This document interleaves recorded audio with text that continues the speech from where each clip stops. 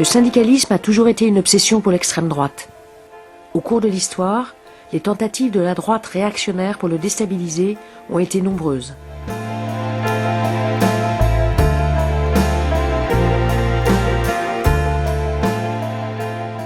Historiquement, l'extrême droite fait preuve d'un violent antisyndicalisme.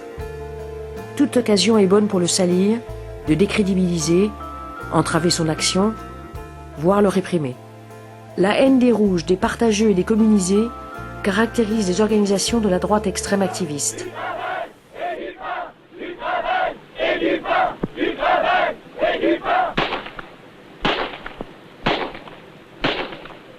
Ignote cette orangeade, elle est chaude. Mais monsieur! Oh, j'en ai trouvé une! Grandiose, une vraie casquette de salopard.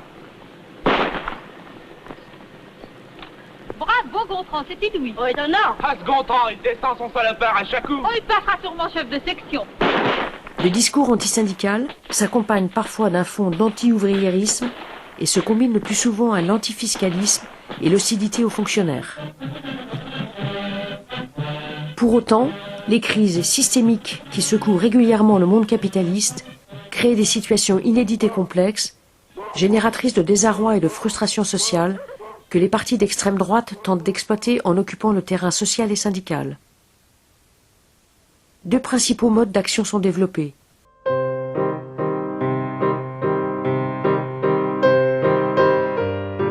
Régulièrement dans l'histoire, l'extrême droite et le patronat ont tenté de mettre en place ce syndicalisme inféodé.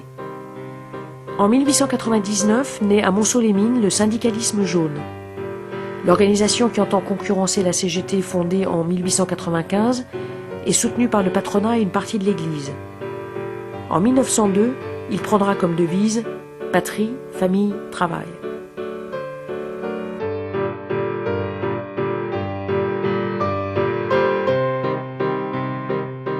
En 1936, le Parti social français du colonel de La Rocque, qui succède au Croix-de-Feu, impulse la création des syndicats professionnels français, SPF, avec le soutien du patronat.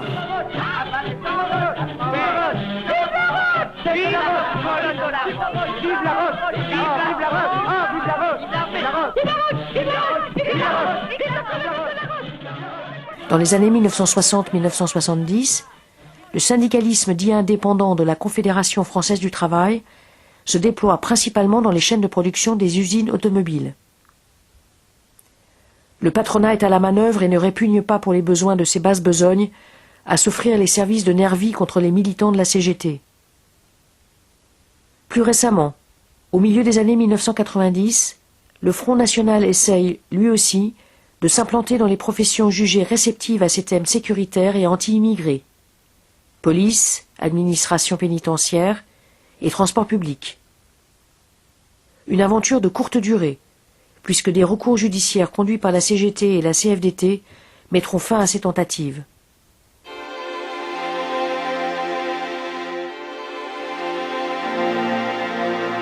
L'entrisme syndical est aussi une pratique récurrente de l'extrême droite.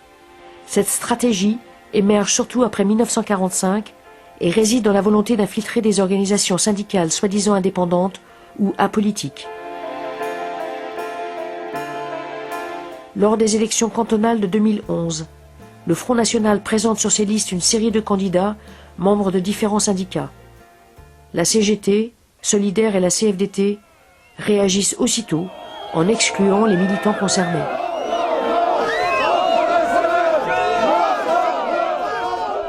On s'est réunis, on s'est revus ici à très nombreux pour dire on ne veut pas de Front National à l'intérieur de la CGT.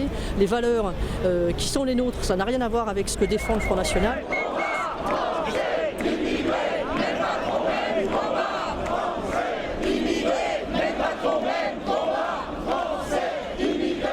L'histoire est jalonnée de grands moments où le syndicalisme a su se dresser dans l'unité contre l'extrême droite.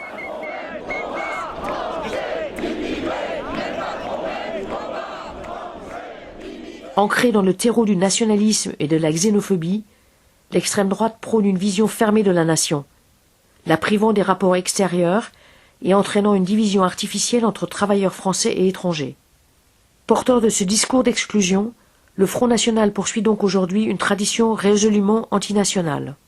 De son côté, le syndicalisme salarié se réclame de manière générale de la solidarité entre travailleurs de toute origine, d'une vision du monde structurée par le clivage de classe et non par celui des frontières nationales. L'extrême droite se caractérise aussi par sa dénonciation de la démocratie au profit de l'autoritarisme et du culte du chef. L'Action française de Charles Maurras, fondée en 1898, peu après la parution du J'accuse d'Émile Zola, est marquée par une haine de la démocratie qui influence aujourd'hui encore une bonne partie de l'extrême droite française. Parti autoritaire à direction héréditaire, le parti de Marine Le Pen est lui aussi profondément antidémocratique. Mais au-delà de ses traits hideux, la force d'attraction de l'extrême droite tient surtout à sa capacité à s'emparer des problèmes sociaux pour les instrumentaliser et les mettre au service de sa stratégie. Cette stratégie s'accompagne d'une volonté de brouillage idéologique, qui illustre bien des slogans tels que le « ni droite ni gauche », attaché au fascisme des années 1930 et revendiqué par le Front National aujourd'hui, ou encore le « gauche du travail, droite des valeurs » d'Alain Soral. Défenseur du capitalisme hexagonal, le Front National n'hésite pas à s'emparer des symboles de la gauche et cache son libéralisme dans un protectionnisme apparemment populaire, ce qui le place de fait comme un parti antisocial.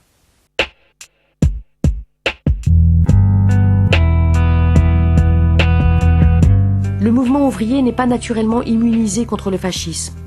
La force d'attraction de l'idéologie d'extrême droite a par moments pu l'atteindre.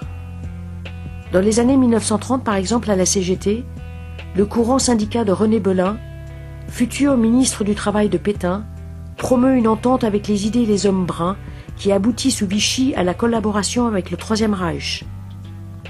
Mais le syndicalisme de lutte a surtout montré une formidable capacité à réagir dans les moments graves de l'histoire. En février 1934, les émeutes des ligues d'extrême droite provoquent un sursaut républicain. Face au danger, le mouvement ouvrier resserre ses rangs. Mais ils avaient compté sans les travailleurs. Le 9, à l'appel de la CGTU et du Parti communiste, la classe ouvrière unie tient le pavé de Paris toute la nuit. Et le 12, c'est la grève générale. Les cortèges de la CGT et de la CGTU se rencontrent. Ce mélange ne forme plus qu'un seul grand cortège. Nous avions retrouvé l'Union des travailleurs sapée 13 ans plus tôt. Grâce à elle, en février 1934, nous avons barré la route au fascisme. En 1935, la SFIO, le PCF et les radicaux réalisent une alliance électorale et créent le Rassemblement populaire qui conduira à la victoire électorale du Front populaire. Les ligues d'extrême droite sont dissoutes par le gouvernement Blum. En 1936, la CGT et la CGTU, séparées depuis 1922, se réunifient et les grèves et les occupations d'usines de mai 1936 permettent la conquête de nouveaux droits. Le 18 juillet 1936, éclate la guerre civile espagnole. Ce conflit divise le Rassemblement populaire. Solidaire de la République espagnole, la CGT s'oppose dans sa très grande majorité à la politique de non-intervention du gouvernement français. En juin 1940, l'extrême droite est au pouvoir en France et dans l'ensemble de l'Europe. De nombreux syndicalistes français et étrangers prennent part à la lutte contre l'occupant nazi et les collaborateurs. En 1943, la CGT et la CFTC participent au Conseil national de la résistance et à la rédaction de son célèbre programme « Les jours heureux ».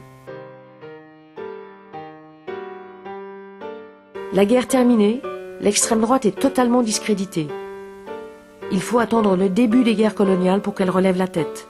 En 1959, avec l'adoption du principe de l'autodétermination pour l'Algérie, l'extrême droite sort de l'ombre.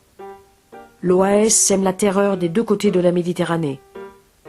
Le 8 février 1962 à Paris, au métro Charonne, une manifestation pour faire échec au fascisme et instaurer la paix en Algérie est durement réprimée par la police, dirigée alors par Maurice Papon. Il y aura 9 morts, tous étaient syndiqués à la CGT. Constitué en 1972, le Front national de Jean-Marie Le Pen, d'abord marginal, perce en 1984 aux élections européennes grâce à un discours démagogique et anti-immigré. La résistance syndicale s'organise surtout à partir du milieu des années 1990, alors que le Front national opère une première offensive sociale. le mouvement syndical, dans un contexte de crise majeure du capitalisme et de précarisation, est à nouveau confronté directement aux offensives de l'extrême droite. Au nom d'une curieuse notion de l'indépendance syndicale, certains veulent cantonner les syndicalistes dans des sphères dites économiques et sociales. Pourtant, depuis plus d'un siècle, l'action syndicale authentique, dynamique, se mène au plan politique contre les idées délétères de l'extrême droite. Dans ce combat toujours d'actualité, la connaissance de l'histoire de l'extrême droite et de ses croisements avec celle du syndicalisme peut s'avérer d'une grande utilité et indispensable pour lutter dans l'unité.